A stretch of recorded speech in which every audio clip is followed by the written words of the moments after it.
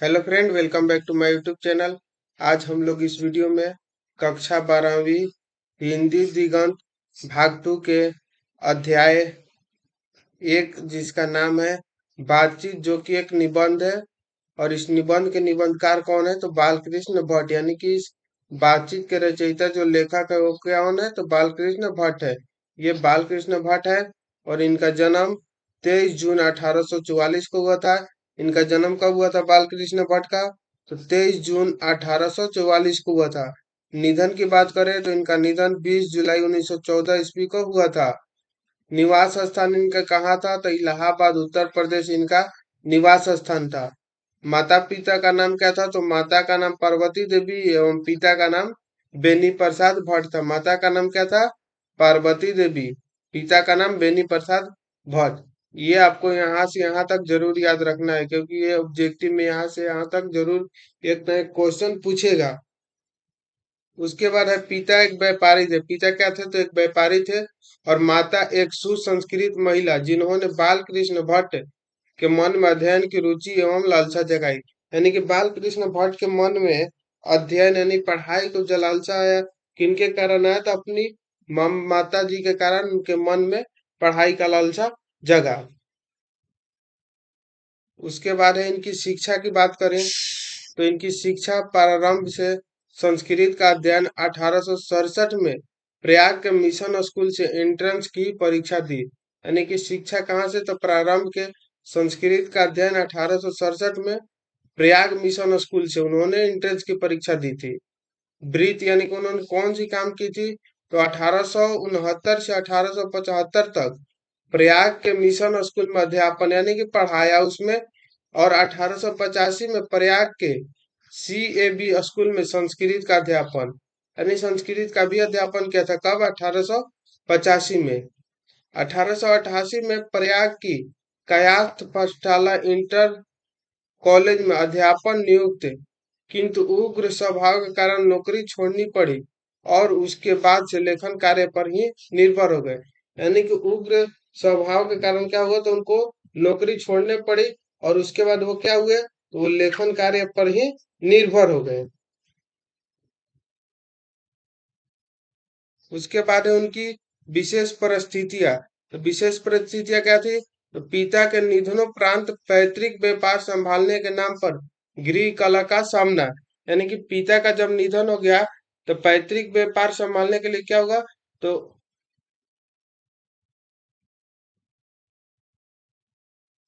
पैतृक क्या, पैतृक घर छोड़कर आर्थिक संकट से जूझते हुए हिम्मत से काम लिया और साहित्य के प्रति समर्पित हो गया। यानी कि पिता के निधन के बाद क्या हुआ? तो बीमार संभालने के काम पर उनको क्या हुआ? तो गृह कला होने लगा, जिसके कारण उनको घर छोड़कर क्या हुआ? आर्थिक संकट से जूझते हुए हिम्मत से काम लिए और साहित्य के प्रति क्या हुए? तो समर्पित रहे। रचनात्मक सक्रियता की बात करें तो भारतीय हरिश्चंद्र की प्रेरणा से हिंदू अर्धनीय सभा प्रयाग की ओर से 1877 में हिंदी प्रदीप नामक मासिक पत्र निकालना प्रारंभ किए। यानी कि कौन सा मासिक पत्रिका निकाला? तो हिंदी प्रदीप नामक मासिक पत्रिका निकालना प्रारंभ किया।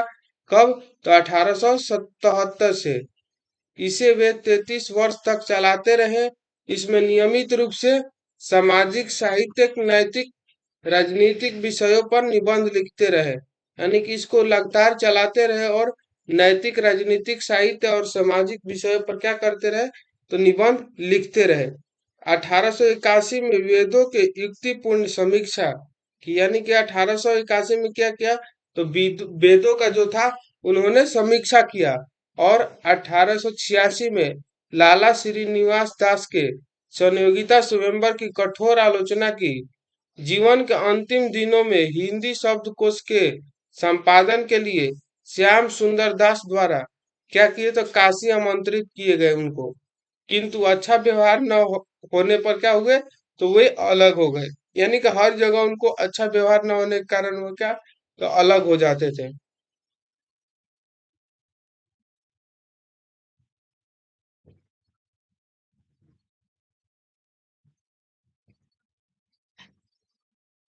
उसके बाद है रचना। उनका रचना कौन कौन सा है? तो रचना है उपन्यास, रहस्य कथा, नूतन ब्रह्मचारी, 100 अजानेक सुजान, गुप्त बैरी, रसताल यात्रा, उचित दक्षिणा, हमारी घड़ी, सद्भाव का अभाव, शिशुपाल वध, नल दमयंती या दमयंती स्वयंवर, नाटक पद्मावती, कृतार्जुनीय, वेनिसनहार, शिक्षादान, चंद्रसेन, सीता वनवास, पतित पंचम, मेघनाथ वध, कटर सुम की एक नकल, ब्रिहनाल, इंग्लैंडेश्वरी और भारत जननी, भारतवर्ष और कली, दो दूरदेशी, एक रोगी और एक वैद्य, रेल का विकेट खेल, ये आपको याद रखना है, ये पूछेगा एग्जाम में। बाल विवाह आदि ये सब क्या थे, तो उनकी रचनाएं थे। थोड़ा पहली बार हम रिकॉर्ड कर रहे हैं लैपटॉप से, इसीलिए थोड़ा दिक्कत हो रहा है। प्रहसन की बात करें, जैसा काम वैसा परिणाम, नई रोशनी का बीस, आचार विनम्रता आदि, निबंध 1000 के आसपास, निबंध जिनमें 100 से ऊपर महत्वपूर्ण है, यानी कि 1000 के आसपास उन्होंने क्या किया है, तो निबंध लिखा है जिनमें से 100 से ऊपर उनके महत्वपूर्ण निबंध है। भट्ट निबंध माला नाम से 2 खंडों में एक संग्रह प्रकाशित है। क्या है, तो 2 खंडों में से एक संग्रह प्रकाशित है।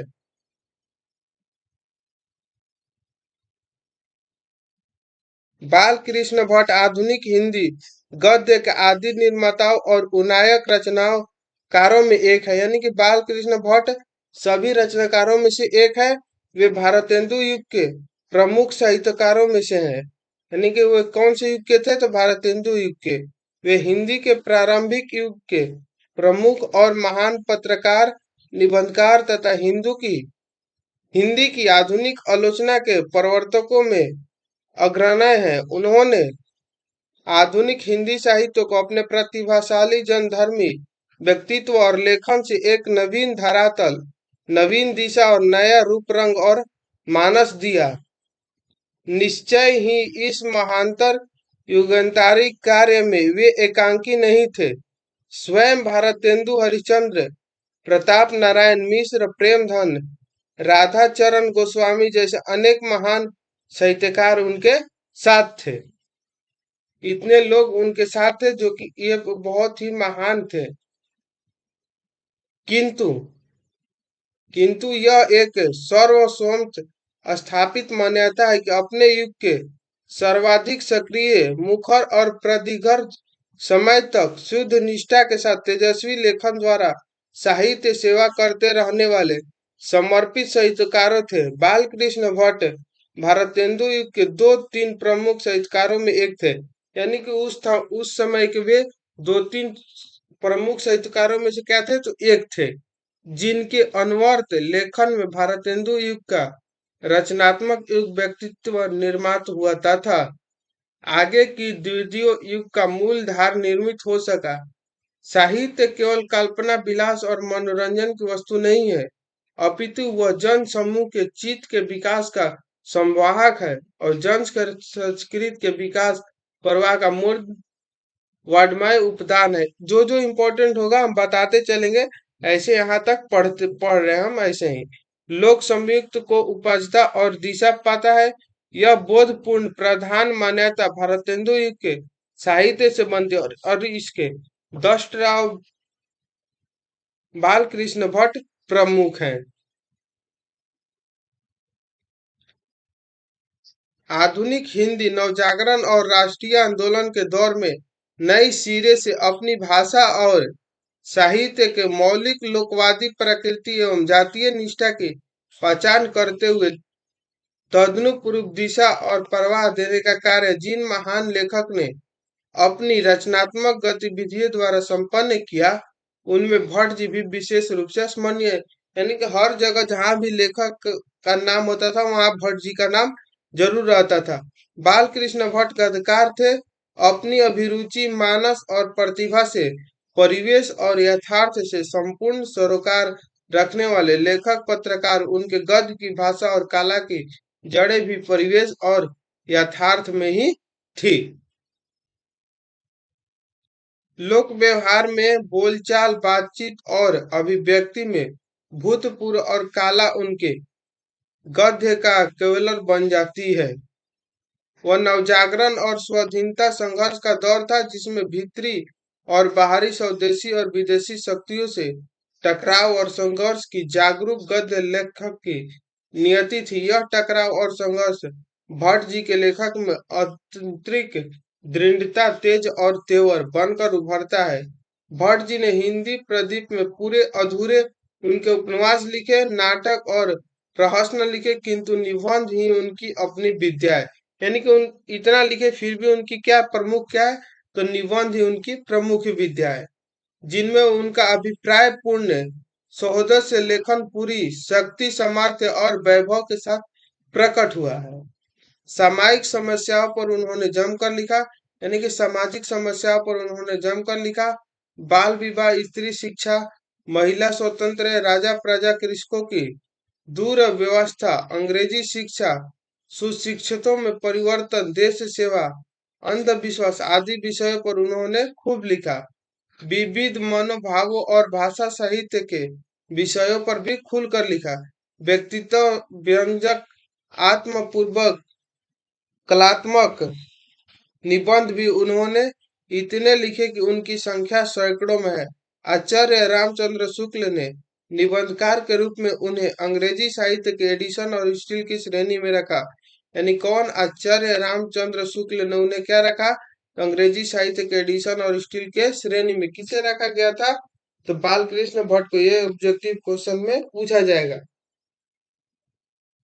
यह प्रस्तुत यह प्रस्तुत बातचीत शीर्षक निबंध उनके निबंधकार व्यक्तित्व और निबंध कला के साथ साथ भाषा शैली का भी प्रतिनिधित्व करता है। प्रस्तुत निबंध भट्ट जी के बारे में ऊपर कही गई बातें को सहज की पुष्टि और प्रमाणित करता है। यहाँ पर हम लोग का लेखक परिचय और पाठ परिचय का थोड़ा सा सारांश जो था वो खत्म होता है। नेक्स्ट वीडियो में हम लोग पाठ परिचय करेंगे। तो मिलते हैं नेक्स्ट वीडियो में, तब तक के लिए जय हिंद। अगर आप ऑब्जेक्टिव क्वेश्चन नहीं किए होंगे इसका, हम ये दोबारा करा रहे, अगर नहीं किए होंगे तो कर लेंगे। मिलते हैं नेक्स्ट वीडियो में।